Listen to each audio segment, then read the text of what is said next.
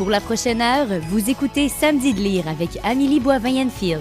Bonjour tout le monde, bienvenue à l'émission Samedi de lire et aujourd'hui, j'ai le grand bonheur de recevoir un auteur que j'ai reçu l'an dernier, Louise Portal. Bonjour Louise, comment ça va? Bonjour ma chère Amélie, ça va super bien.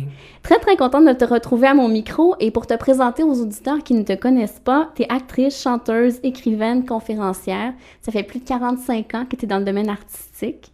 Et l'écriture qui a une place extrêmement importante dans ta vie. Chaque matin, tu fais tes pages du matin. Oui, même ce matin. J'ai fait une petite page encore ce matin. Oui, pour moi, c'est ma façon à moi de commencer ma journée. Il y en a qui aiment aller nager, d'autres aller faire du jogging, d'autres qui aiment faire leur yoga. Alors moi, c'est un peu comme ma méditation. Ça me permet de lever le voile sur ce qui se passe à l'intérieur de moi et puis de remercier aussi la vie d'être vivante d'abord et avant tout, puis essayer de regarder la vie avec poésie et reconnaissance. Et tu as publié il y a à peine quelques semaines, en fait quelques jours à peine, Pauline et moi. Un récit.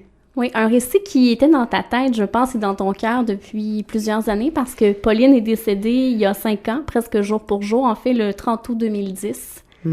Et je pense que tu avais besoin, justement, de ce nombre d'années-là pour vivre ton deuil et par la suite nous le raconter. Exactement. C'est quelque chose qui aurait pas été possible, je pense, il y a 3 ans ou il y a 4 ans. 1 an avant son décès, j'avais commencé à écrire quelque chose qui s'appelait « Adieu Valence », qui était en fait l'histoire de Valence et Valentine. Et puis, c'était un peu comme une nouvelle. Et puis, quand je l'ai fait lire à ma nouvelle directrice littéraire et éditrice, Anne-Marie Villeneuve de chez Druide, elle m'a dit « Est-ce que tu aimerais ça, poursuivre l'écriture de ça? » J'ai dit « Ben, peut-être. On va regarder. » Elle dit « Moi, ça m'intéresse, tu sais. Ce sujet-là m'intéresse. » Mais j'ai pas été capable de poursuivre dans la fiction. Et finalement, je suis repartie du vrai début de mes retrouvailles avec Pauline à son chevet, mourante. Ça faisait 5 ans que je l'avais pas vue. Et puis, dès que je suis rentrée dans la réalité et non plus dans une fiction, ça coulait de source. C'est comme si je savais quoi écrire. Puis finalement, je revisite en fait les 4 derniers jours de sa vie où je suis présente et à travers ces heures qui passent, reviennent les souvenirs de notre enfance, les souvenirs heureux de nos années de comédienne, les souvenirs aussi des écueils qu'on a traversés. La vie d'une jumelle, c'est assez complexe. Et c'est rare qu'on parle de ça. Moi, je trouvais ça le fun d'avoir une incursion, justement, dans le lien qu'il y a entre 2 jumelles. Oui. Ben, j'ai lu quelque chose de Tournier, il y a peut-être 30 ans. Michel Tournier, il avait écrit quelque chose sur les jumeaux, mais c'est très vague dans mon esprit. Ben, je veux dire, chaque couple gemellaire est différent, mais un couple gemellaire qui est identique, c'est une sorte de chemin de vie.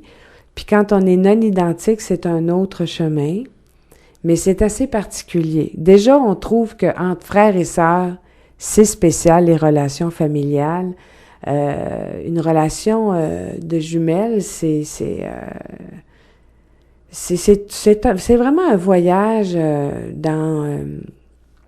comment je pourrais dire? C'est un voyage dans le relationnel, avec tout ce que ça comporte de beauté, mais aussi de souffrance, tu sais, de difficulté. Et ce que je trouve intéressant dans l'ouvrage, c'est que, justement, ça prouve à quel point que même si on est des mêmes parents, on a été élevés de la même façon, on vit pas de la même façon les événements qui nous arrivent et on grandit pas de la même façon non plus. Chaque personne est différente. Moi, je crois au destin. Moi, je crois au destin humain, puis aussi au destin générationnel, au destin aussi, même sur un plan beaucoup plus vaste. Tu sais, des fois, je me dis, pourquoi certains peuples ont tellement souffert, tu sais?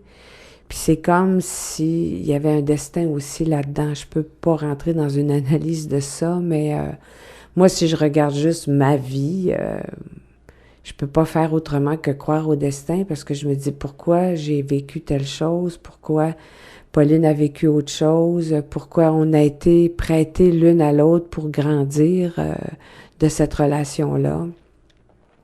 Et effectivement, chaque enfant va vibrer à son enfance de façon très différente, de par même son âme. Tu sais, moi, je pense que chacun, on a comme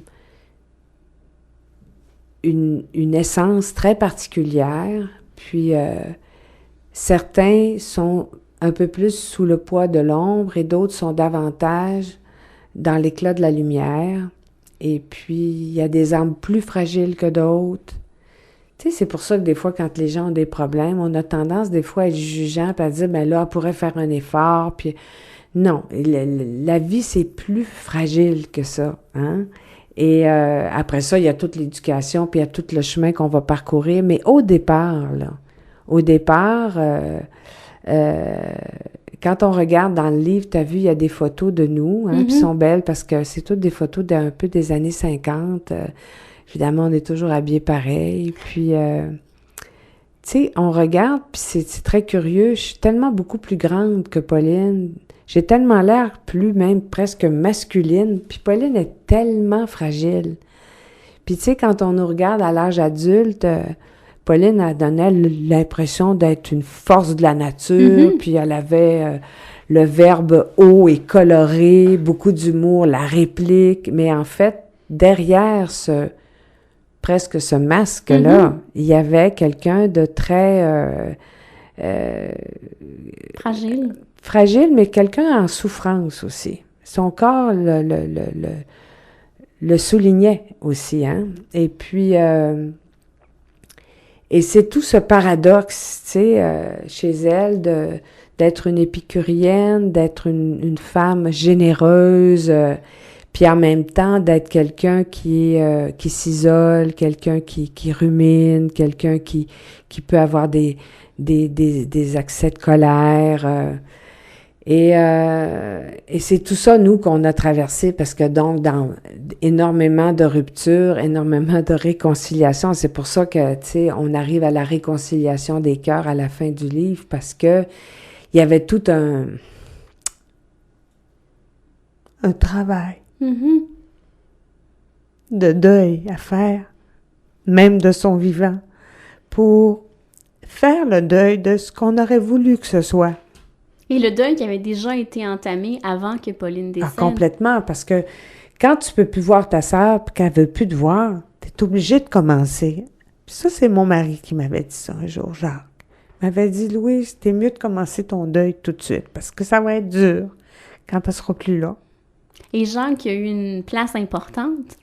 Ah oui, parce que grâce à Jacques, il y a eu à un moment donné... Quand j'ai connu Jacques, j'étais en rupture une fois de plus dans ma relation avec Pauline.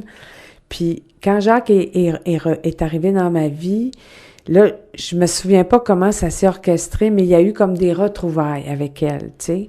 Là, je me souviens plus du détail exactement qu'il a fait, puis elle a aimé Jacques tout de suite. Oui, c'est ça. Puis là, elle venait de s'acheter une maison, puis elle avait un nouvel amoureux. Puis là, on a commencé à passer beaucoup de temps à tous les quatre ensemble. Et puis ça a vraiment été des années très heureuses, là, où la fille du soleil rayonnait jusqu'à temps que, l'ombre revienne encore. C'était assez cyclique, tu sais, mais Pauline n'était pas bipolaire, rien de ça, là. Non, c'était simplement sa nature complexe, je veux dire. Ouais. Et Jacques, justement, qui, à la fin, justement, quand c'était difficile, quand Pauline était à l'hôpital, que Jacques s'est offert d'être un peu le tampon entre vous deux. Bien, c'est-à-dire que quand elle est dans les dernières années, elle va pas bien, mais comme on peut plus la voir, Jacques, il s'offre, tu sais, comme pour aider mon frère, pour pouvoir peut-être, s'il peut être utile, tu sais, parce que nous, on a toujours resté quand même proches, mais comme en périphérie, tu sais. Parce qu'on voulait pas imposer notre présence, parce que ça soulevait des tensions. Comment je pourrais dire ça? Ça soulevait plutôt des émotions particulières, un peu difficiles, puis moi, je voulais respecter, tu sais, je voulais respecter le fait qu'elle voulait pas me voir parce que ça la bousculait de me voir. Puis ses raisons, ben c'est des raisons qui lui appartiennent, tu sais. C'est des fois, le bonheur des autres, on peut nous faire ombrage, tu sais. Fait que il y avait peut-être de ça aussi, là. Et puis en même temps, ben tu sais, elle avait aussi, tu sais, hier, il y a quelques jours, j'ai eu mon lancement, tu sais, puis il y a un ami très proche qui a même travaillé avec elle, qui est venu me voir, puis il était très ému, puis il m'a dit, moi aussi, j'ai vécu tous ces mouvements avec Pauline, tu sais, mais je l'ai toujours aimée, tu sais. Puis je sais que aussi, il y avait ça aussi des fois avec certaines personnes dans son milieu professionnel. Mais tu sais, tout le monde, on a aussi des relations professionnelles, puis il y a des gens avec qui on s'entend mieux que d'autres, puis des fois on vit des trahisons, puis des fois on vit des blessures, des fois on vit des abandons professionnels. Pauline, quand elle vivait un abandon professionnel, c'était très difficile pour elle. Elle le prenait très, très personnel. Mais l'abandon en général, parce qu'en amour aussi, c'était difficile. Oui, mais ça, il y a beaucoup de monde, on est aux prises avec ça, hein. Pourtant, on a eu beaucoup d'amour dans notre enfance, mais tu sais, quand on était petite, nos parents nous ont laissés pendant 1 an aux soins de notre grand-mère, puis de Momine, ma tante Gemma, qui était la sœur cadette de ma mère. Gemma n'était pas mariée à ce moment-là. Et puis, ils sont partis, mes parents, en Europe pour 1 an. Papa allait faire sa spécialisation en administration médicale.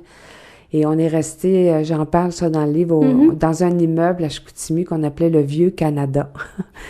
Puis, Pauline m'a raconté que, puis mes parents ont dit, elle s'en souvenait, puis mes parents ont dit, oui, c'est vrai, quand mes parents ont pris le train de la gare de Chicoutimi pour s'en aller à Montréal, pour après ça aller à l'aéroport, non, ils ont pris le bateau, dans les années 50, ils ont pris un bateau pour se rendre en Europe.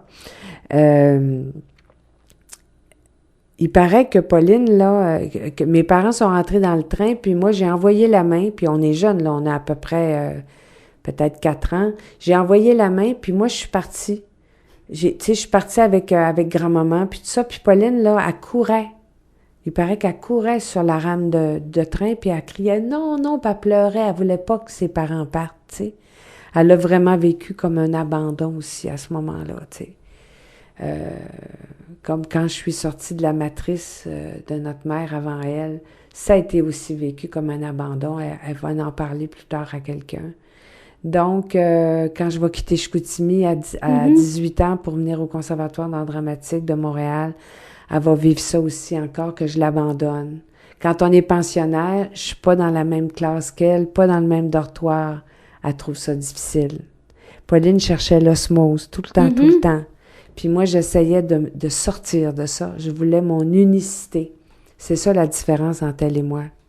Si tu me permets, Louise, on s'arrête et on continue de parler de Pauline et moi au retour.